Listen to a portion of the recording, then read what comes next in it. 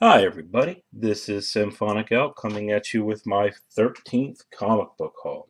But before we get started with the haul, I had a couple things that I wanted to go over. First, I hope everyone's had a chance to check out my 200 subscriber appreciation video. I will link it in the description. And I have a couple of shout outs. So these are the people so far that I've received videos from, at least that I know of. I will try to post their pages in the description, but I wanted to give them a shout out and a thanks. So this is the order that I received them in. Brad Massimilian, The Doom 143, Jennifer Courtney, C. Woodard 19, Jimmy C., Wicked Crow Comics, Rogue 121, Luis Martinez, Metaraj, Roger, and Joker M21. If you've made a video and your name was not listed, it's either that you haven't made it yet when I'm recording the video, or I just haven't gotten it. So just send me a note, and I will make sure that you get credit for it. The next thing that I wanted to talk about was my bonus entry contest. So I have a lot of prizes. I hope most everyone, if not everyone, will get a prize. However, there are some heavy hitters. Iron Fist, first appearance, Jessica Jones, Ultimate Spider-Man #1, etc. And so I wanted to offer people a chance to have a bonus entry. You can still only win one prize, but this will, in theory, better your chances of getting one of the better prizes. And so I had asked in a video that you put up a video or add it to the video that you've already created or that you're going to create for the 200 subscription. A little bit of speculation about a book that you think might go up or might go down. And but it can't just be naming a book. You need to take the time to explain why. So yeah, we'll see what y'all come up with, and I hope y'all have fun with it. So anyway, I think it is time to get started with the haul. For me, this is a fairly light haul, but I wanted to get it out of the way. So as always, we start with covers. The first cover I have is the Spawn Francisco Mattina cover A. I have 2 of those. I also have 1 copy of the black and white cover B. I got the Image Expo 2018 exclusive cover of Spawn 283, and this was signed by Todd McFarlane. As everyone knows at this point, I love Santa Claus and Christmas covers. This is DC Comics Presents Superman and Santa Claus, number 67. As you can see, the toys and this gentleman are preparing for battle. I have a feeling that his toy musket is no match for Superman or Santa Claus. But I don't know. I haven't actually read the book. Like most of you, I picked up the #1 Mirror Queen of Atlantis art germ cover.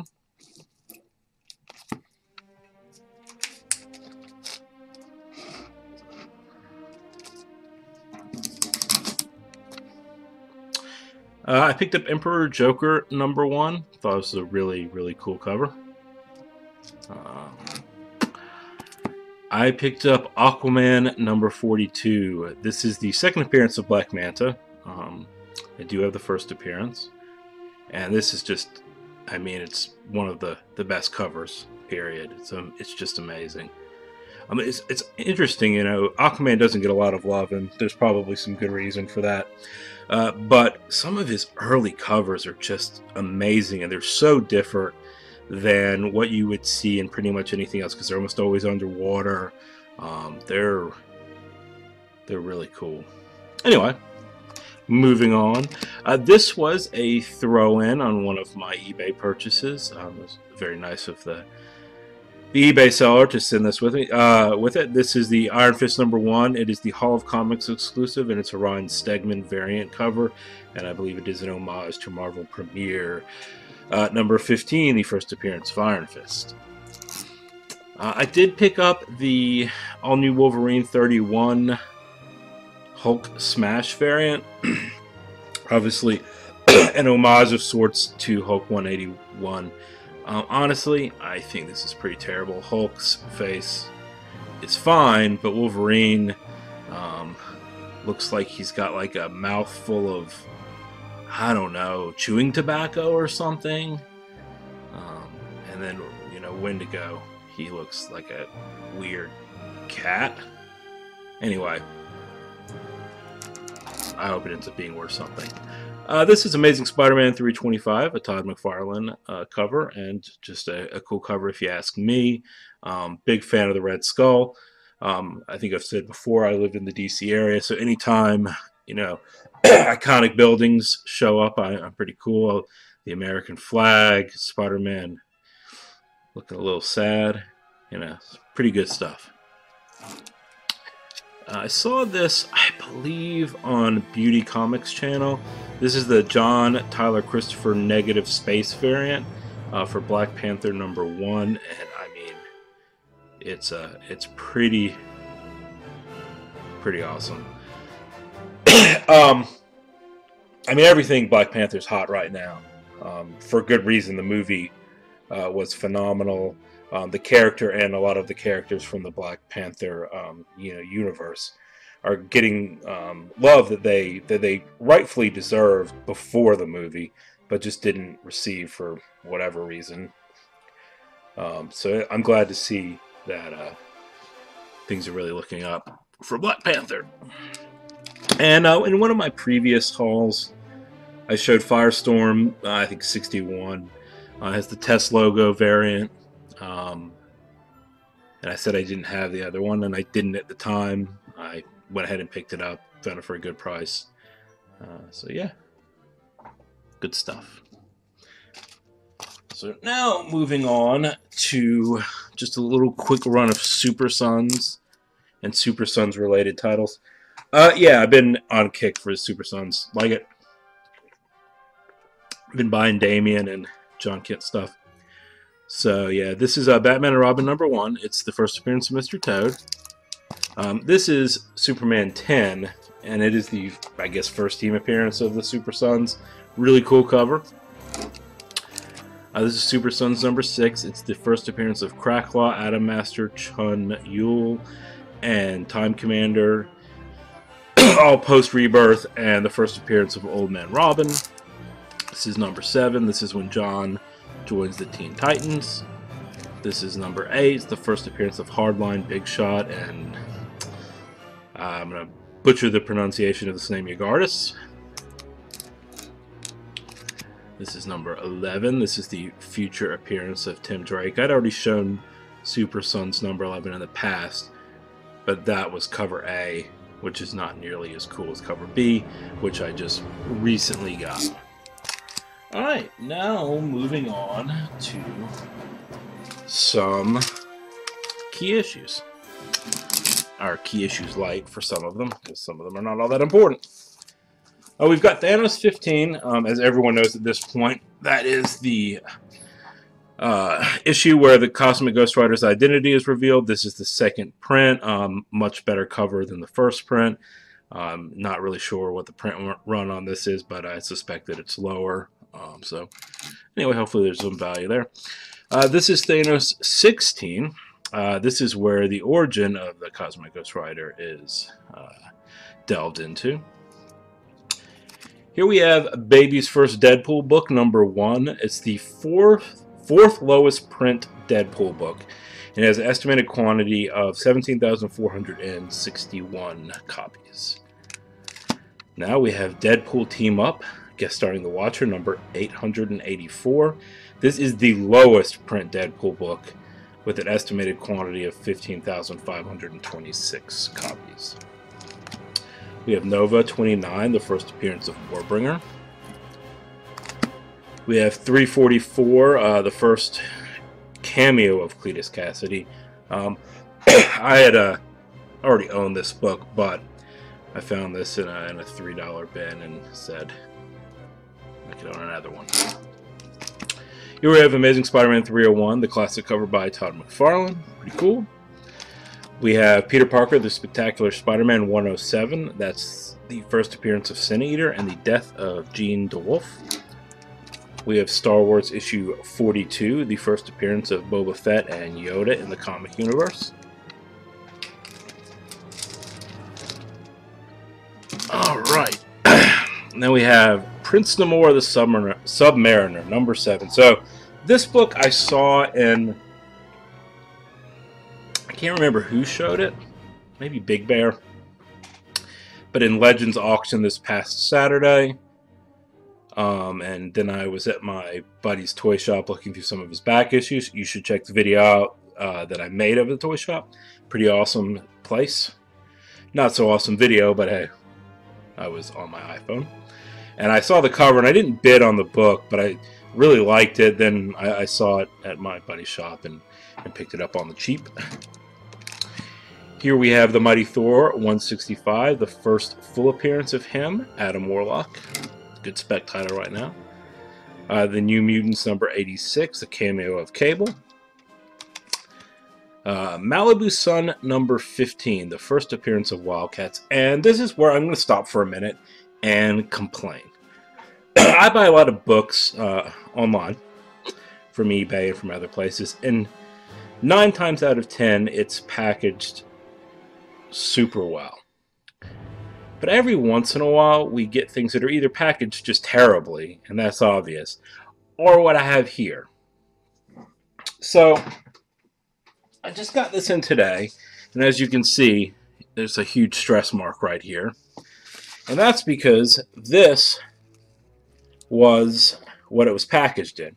And it wasn't packaged poorly, but if you notice, there are all of these stress marks here. And what they are, they're weaknesses in the cardboard. And they may or may not have existed when the guy packaged, or gal, I guess I don't want to be sexist. When the person packaged the comic, those may not have been there, but often my experience is that they already are there. Look, if there is a weakness in the cardboard or a bin, like if a lot of people cut up priority mailboxes and put them between that, but then sometimes they'll have the flap, which already has the bin there. I guarantee you that the comic book is going to be bent where the weak spot is. So just, be careful. That's all we're asking. This is an expensive book, and the eBayer has been totally cool. And I'm going to get some money back, and it wasn't expensive or anything, but still, it irks me. This is not the first time. Come on, people, be careful. Moving on. So I started reading Rachel Rising a week or so ago on Comixology. Read through the entire series. Thought it was a really strong start to the series, and it kind of got weak at the end, but still totally recommended. Found the premiere issue super cheap, partially because there's some spine damage. So I went and picked that one up just to have it. Picked up Zombie Tramp versus Dollface. This was one of those Halloween Comic Fest free books. A lot of people believe this is the first appearance of Dollface. It's not. This came out around Halloween of 2016 or 2017. The actual first appearance is this one. This is the retailer variant. It is the first appearance of Dollface. This came out during one of the retail summits, as you can see, in 2016. So yeah, so the Zombie Tramp vs. Dollface Halloween was Halloween of 2016. This was end of August, beginning of September of 2016. I also picked up Star Wars Tag and Bink. We're here. Or were here, excuse me. There's no apostrophe. As you can tell, I have a little bit of dry mouth and a little bit of a cold, so I'd like to say that's affecting all of this, but who knows. I might just be terrible at it. Anyway, like I said, I picked up this, found it cheap. Yeah, it's just super scarce. And it's pretty cool. They're kind of funny. They're coming in, going to be included in the official Marvel universe. So, yeah, hopefully big things. All right, a couple more books, and then we'll be done. So yeah, I picked up Batman 429, the fourth part for the Death in the Family. I already own this, but I found it cheap, and I thought it was in pretty good condition, so bought it. I picked up Batman 183. It's the second appearance of Poison Ivy in a classic cover. Picked up Transmetropolitan #1, premiere issue, first appearance of Spider Jerusalem. And I picked up Y the Last Man #1. So, Y the Last Man was one of my favorite books in the early 2000s, and I read it during graduate school. And I actually had every issue except for #1. And, yeah, it took me a long time to pull the trigger on this book because I found that I thought it was a little bit more expensive than I really wanted to spend. And then the funny thing is the Postal Service lost the book. And it took about a month, and it finally arrived here. So everything worked out for me. Everything worked out for the seller. They got their money. I got the book. But it was nerve-wracking and irritating to every day get up, look at the tracking, and see that nothing had changed. All right, have 3 slabs to go over. The first one is the Killjoys, #6. This is a Gerard Way book. It is signed by Gerard Way. If you remember from my last haul video or the one before, I was going to meet him, and I decided that fighting through 4 million emo teenagers wasn't the way to go, and I unfortunately did not get to meet him and just went online and bought the book. Here we have Gamora #1, the Chichetto variant edition. I think it's a beautiful, beautiful cover. And yeah, last but not least, we have What If Venom Possessed Deadpool, and this is the fifth lowest print run Deadpool book, and I don't have the actual numbers with me. So yeah, pretty cool, pretty cool. All right, guys, thanks for putting up with me today and my scratchy and dry voice. Anyway, thanks for listening. Thanks for watching, and thanks for spending a little bit of your day with me. Goodbye.